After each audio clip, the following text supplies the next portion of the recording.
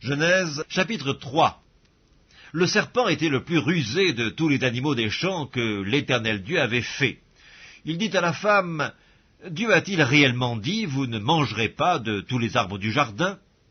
La femme répondit au serpent, « Nous mangeons du fruit des arbres du jardin, mais quant au fruit de l'arbre qui est au milieu du jardin, Dieu a dit, vous n'en mangerez point et vous n'y toucherez point de peur que vous ne mouriez. » Alors le serpent dit à la femme, « Vous ne mourrez point, mais Dieu sait que le jour où vous en mangerez, vos yeux s'ouvriront et que vous serez comme des dieux, connaissant le bien et le mal. » La femme vit que l'arbre était bon à manger et agréable à la vue, et qu'il était précieux pour ouvrir l'intelligence. Elle prit son fruit et en mangea. Elle en donna aussi à son mari, qui était auprès d'elle, et il en mangea.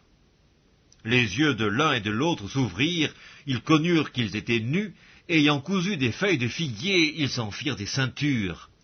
Alors ils entendirent la voix de l'Éternel Dieu qui parcourait le jardin vers le soir, et l'homme et sa femme se cachèrent loin de la face de l'Éternel Dieu, au milieu des arbres du jardin.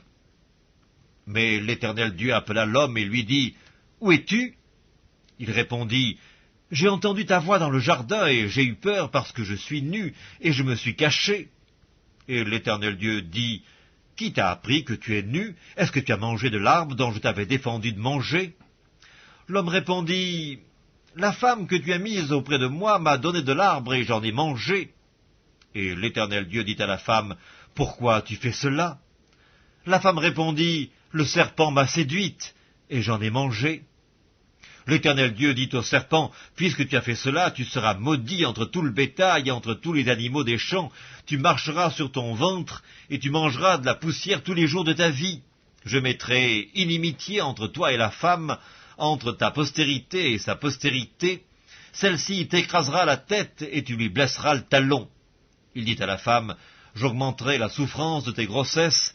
Tu enfanteras avec douleur, et tes désirs se porteront vers ton mari, mais il dominera sur toi. » Il dit à l'homme, « Puisque tu as écouté la voix de ta femme, et que tu as mangé de l'arbre au sujet duquel je t'avais donné cet ordre, tu n'en mangeras point, le sol sera maudit à cause de toi.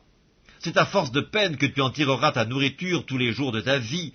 Il te produira des épines et des ronces, et tu mangeras de l'herbe des champs. C'est à la sueur de ton visage que tu mangeras du pain jusqu'à ce que tu retournes dans la terre d'où tu as été pris, car tu es poussière, et tu retourneras dans la poussière. » Adam donna à sa femme le nom d'Ève, car elle a été la mère de tous les vivants. L'Éternel Dieu fit à Adam et à sa femme des habits de peau, et il les en revêtit. L'Éternel Dieu dit, « Voici, l'homme est devenu comme l'un de nous pour la connaissance du bien et du mal. Empêchons-le maintenant d'avancer sa main, de prendre de l'arbre de vie, d'en manger et de vivre éternellement. » Et l'Éternel Dieu le chassa du jardin d'Éden pour qu'il cultivât la terre d'où il avait été pris. C'est ainsi qu'il chassa Adam, et il mit à l'orient du jardin d'Éden les chérubins qui agitent une épée flamboyante pour garder le chemin de l'arbre de vie.